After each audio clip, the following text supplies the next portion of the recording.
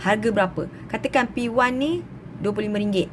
Okey, harga pertama lah. Harga kedua dia kita jual juga harga 30 contoh.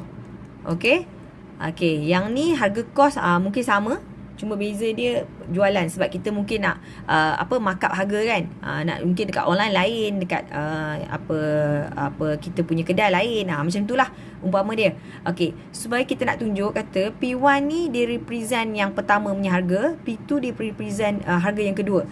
So nanti dekat sini user just masukkan sajalah mengikut apa yang terjual tu. So means tak perlu buat any adjustment lah dekat situ.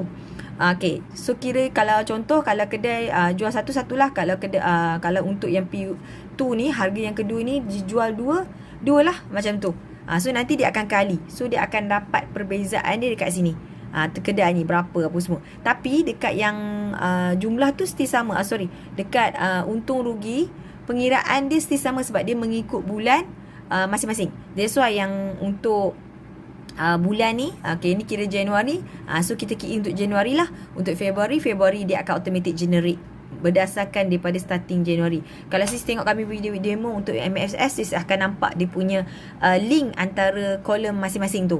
That's why yang bila sis request untuk buat penambahan di bahagian harga produk ni, so sangat tak sesuai lah untuk kita masukkan harga produk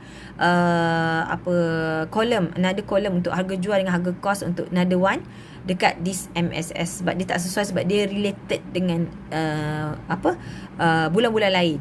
So itu suggestion kami lah untuk sis. So tak perlu buat any perubahan, cuma cara key in saja berbeza. Cara dia adalah user kena note nama item tu, means kalau ada 3 harga, so 3 nama item yang sama, cuma beza dia daripada kod ni. Kita letak P1, P2 and then P3, something like that. Okay, nanti sis cuba tengok. Thank you.